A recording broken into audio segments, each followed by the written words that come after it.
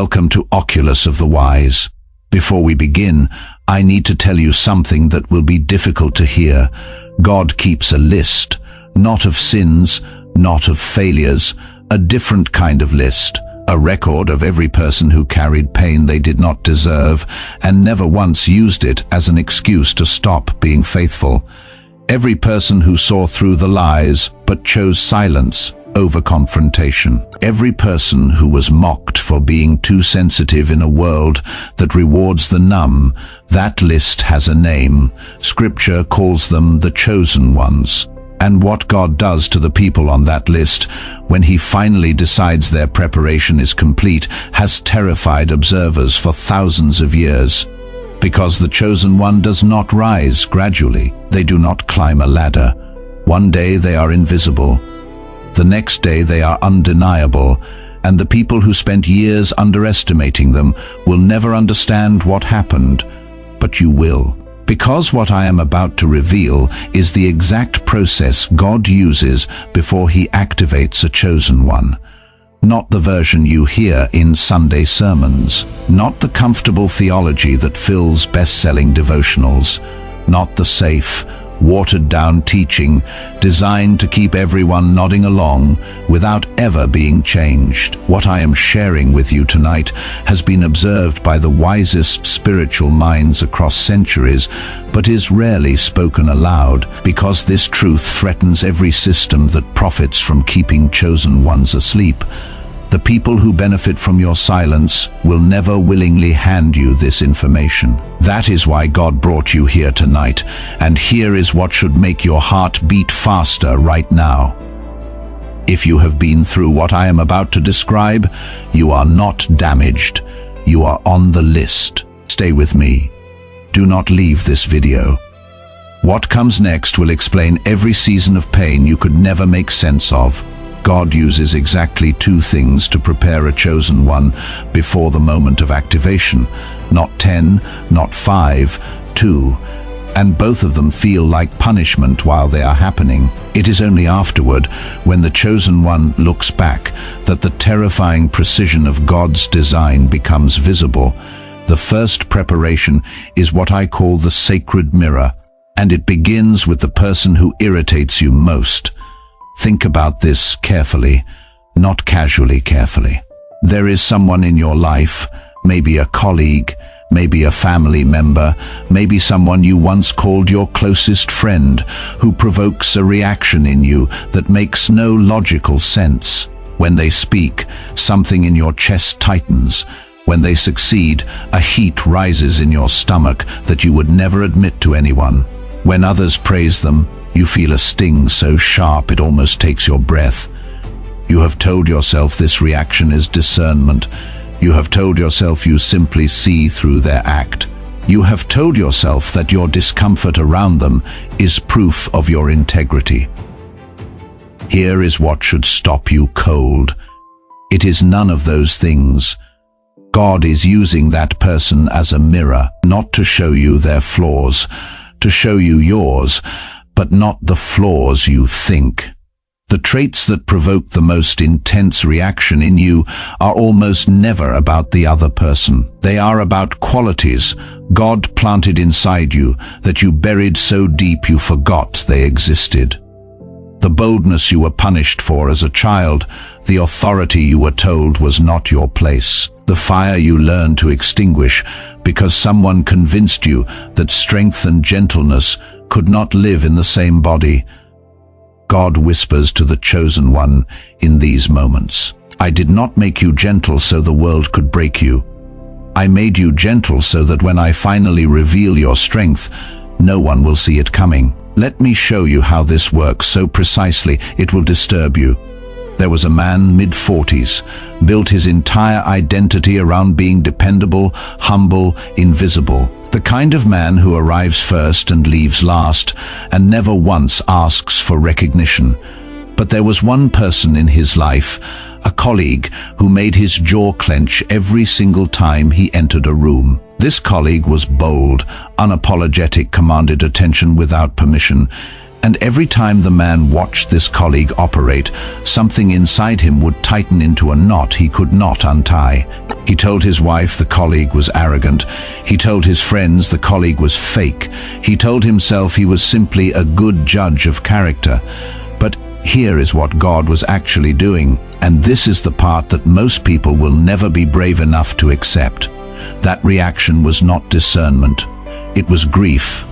The man was mourning a version of himself he had killed decades ago. Somewhere in his childhood, someone taught him that being seen was dangerous, that boldness was selfishness, that a good man stays small. So he amputated his own authority and spent 30 years pretending the wound did not exist. God placed that colleague in his life not as an enemy, as a mirror. Every flash of irritation was God circling something on the original blueprint and saying, "This is what I put inside you, this is what you removed, and this is what I need you to reclaim before I can trust you with what comes next." Here is the part that changes everything. This mirror works in both directions. When you find yourself constantly putting someone on a pedestal, calling them so gifted, so anointed, pay attention. God may be showing you abilities He already wired into your design that you have never dared to claim. Admiration that feels like longing is God saying that quality lives inside you too. Stop worshipping it in others and activate it in yourself.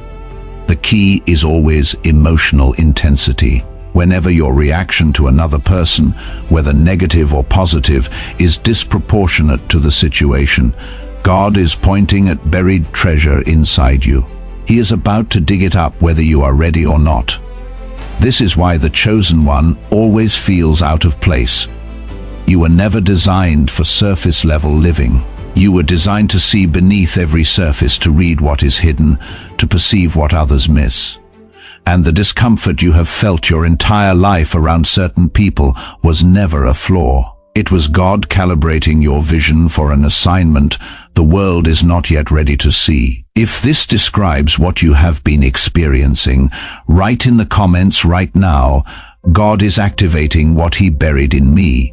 That comment is not engagement, it is a declaration, and declarations spoken in alignment with what God is already doing carry an authority that rearranges circumstances you cannot see from where you are standing. But the sacred mirror is only the first half of God's preparation. The second half is far more painful, and it is the reason most chosen ones believe God has abandoned them right before their greatest breakthrough. The second thing God uses to prepare a chosen one is what I call the mask removal. And here is what makes this process so devastating. He does not remove it gently. He shatters it. Every chosen one builds a mask, not out of dishonesty, out of survival. You learned early that the world rewards a specific version of you, the version that never complains, the version that absorbs everyone else's chaos and still shows up functioning, the version that sees the lie but says nothing because speaking truth costs more than staying silent. You built that mask to survive, and for years, maybe decades, it worked. But God did not design you to survive. He designed you to reign, and you cannot reign from behind a mask. God speaks directly to this moment. I watched you build that mask to survive a world that did not deserve your openness. And I honored your survival, but the season of surviving is over. What I have prepared for you next requires all of you, and I would rather shatter the mask myself than watch you suffocate behind it for one more year. So He arranges a moment where the mask cannot hold, not a small crack, a complete fracture. Here is how it happens. And if you recognize this pattern in your own life, your hands may start to shake. It always begins with betrayal, not ordinary disappointment. Betrayal from the person the chosen one trusted most completely, the one they defended, the one they sacrificed for, the one they believed was safe. God allows this betrayal not to destroy the chosen one. He allows it to destroy the mask, because the betrayal forces a collision between what the chosen one has always known and what they have been pretending not to see. Let me tell you a story that mirrors what God does with every chosen one he is about to activate. There was a woman spent her entire adult life being what everyone needed. The steady one at work, at home, at church. The one who never raised her voice, never caused a problem. She absorbed the emotional wreckage of everyone around her. An unfaithful spouse who told her she was imagining things.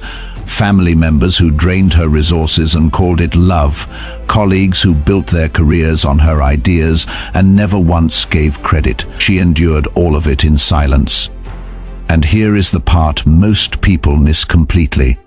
Her silence was never ignorance. She saw everything.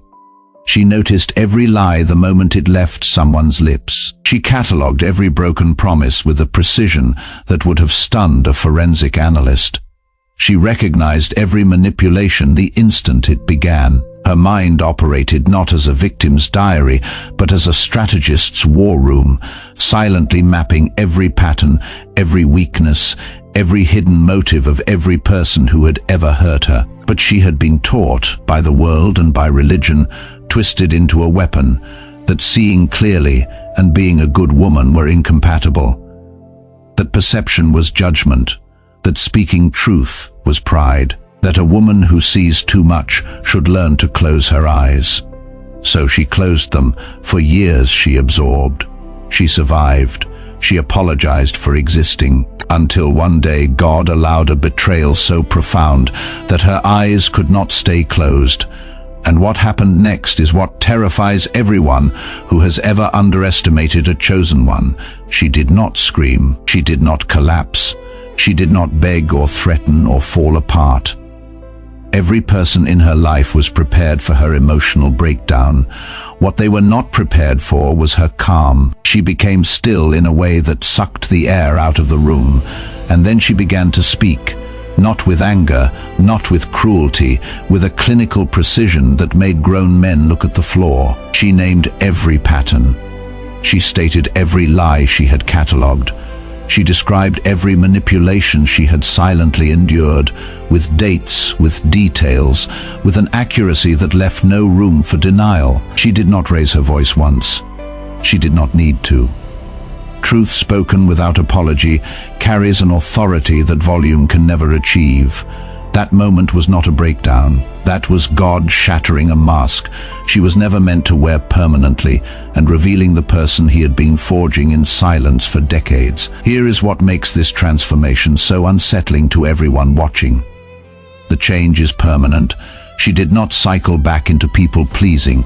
She did not apologize for her clarity. Something at the foundation of her identity had shifted, and it could never shift back. She left relationships that had been draining her for years with the quiet precision of a surgeon removing what was diseased. She set boundaries with family members who had mistaken her kindness for an open door, with a calm finality that made negotiation impossible. She rebuilt her life on terms that honored the person God had actually created. And then something happened that no one in her world was prepared for. The people who had spent years manipulating her suddenly could not be in the same room with her, not because she threatened them, not because she confronted them, because something in their gut told them that every tactic they had ever used was now useless. Manipulative people have an instinct for this. They can sense the exact moment their usual weapons will no longer work, and when they feel it, they do not fight, they flee. No one told them to stay away. Their own instincts screamed it. Here is what should make every chosen one listening to this sit up straight. The people who once controlled you are already afraid of who you are becoming. They cannot articulate it, but they feel it. They are not preparing to fight you. They are preparing to avoid you, because a chosen one who has been awakened by God cannot be gaslit, cannot be manipulated, and cannot be controlled. And manipulators know this before you do. God speaks over every chosen one in this moment.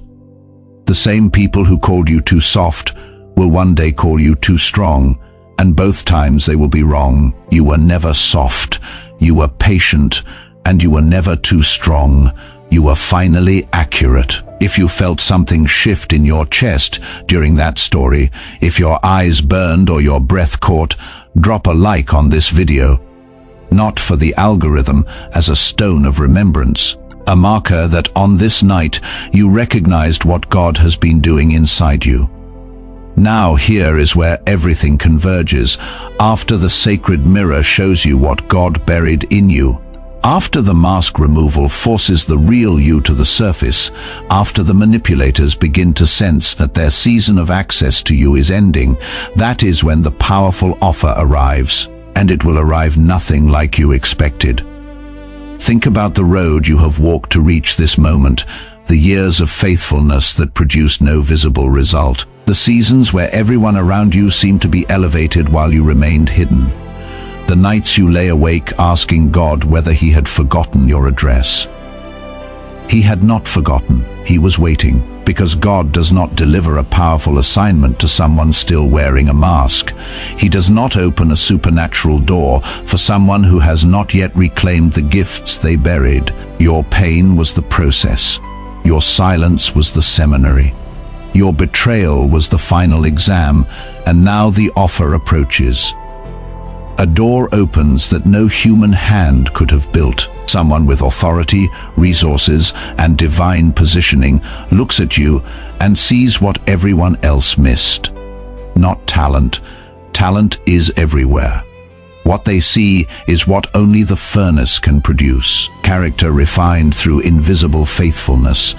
Perception sharpened through years of watching, learning, and waiting for the moment God said, "Now, but here is what most people do not understand." When that offer arrives, it will trigger two reactions simultaneously. A deep knowing that whispers, "This is what every season was building toward," and a fear that asks, "What if I am not enough?" Both voices are real, but only one is from God. The fear is not a sign that you are unqualified. It is proof that the opportunity requires more than human capability. The size of your fear is almost always a measurement of the size of what God is about to do through you. God speaks directly to the chosen one who is paralyzed between faith and fear. "I did not bring you through the fire just to let you freeze at the open door. The same hand that held you in the darkness will guide you into the light walk. So stop asking, 'Am I ready?' That is the wrong question. The right question, the question that separates the chosen from the called, is this: do I trust the God who prepared me through fire to also sustain me through what comes next?